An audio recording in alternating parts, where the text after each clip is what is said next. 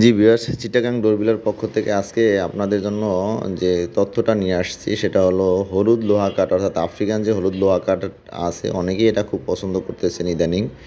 এই লোহা কাঠের চৌকাঠ যারা ব্যবহার করবেন তারা আসলে কি ধরনের কাঠের দরজা ব্যবহার করলে কালার কম্বিনেশন, অর্থাৎ কালারটা কাছাকাছি থাকবে সেটা জানতে পারবেন আজকের ভিডিও থেকে। এখানে যে চৌকাঠগুলো দেখতেছেন এগুলো হলো আফ্রিকান হলুদ লোহা কাঠের চৌকাঠগুলো। এগুলো খুবই টেকসই এবং আমরা আশা করতেছি এই ধরনের চৌকাঠ যারা ব্যবহার করবেন, এটা আপনার চৌকাঠ নিয়ে অন্ততপক্ষে তার আর কোনো চিন্তা করতে হবে না। আর কালার কম্বিনেশনের ক্ষেত্রে এখানে যে দরজাটা দেখতেছেন এটা হলো কাঁঠাল কাঠের একটা দরজা।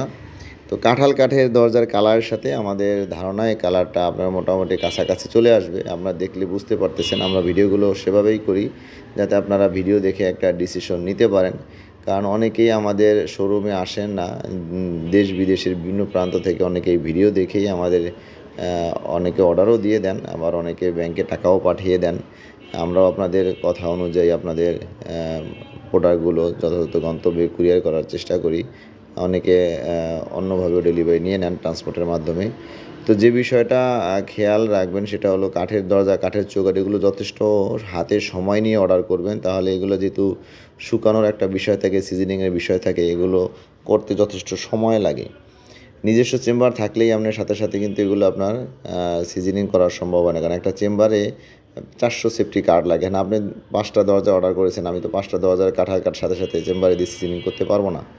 আমার 400 সেফটি কার্ড একত্র করতে হবে। তো এই বিষয়গুলো আসলে অনেকে বুঝেন না, এই টেকনিক্যাল বিষয়টা। মনে করেন যে আপনার চেম্বারে দিয়ে সিজনিং করে দিবেন, এটাই তো হয়ে গেল। বিষয়টা এরকম না। একটা চেম্বারের জন্য যতটুকু কাঠ লাগে অতটুকু কাঠ একত্র করার পরে চেম্বারটা আপনার চালু দিতে হয়। তো এগুলো সর্বোপরি কথা হলো আপনারা 3-4 মাস সময় হাতে রেখে দরজা এবং চৌকাঠের ব্যাপারে সিদ্ধান্ত নেবেন। এটা আপনাদের জন্য ভালো, আমাদের জন্য ভালো। আমরা একটু হাতে সময় পেলে যথেষ্ট টেক কেয়ার করে জিনিসটা আপনাদের হাতে পৌঁছে দিতে পারি।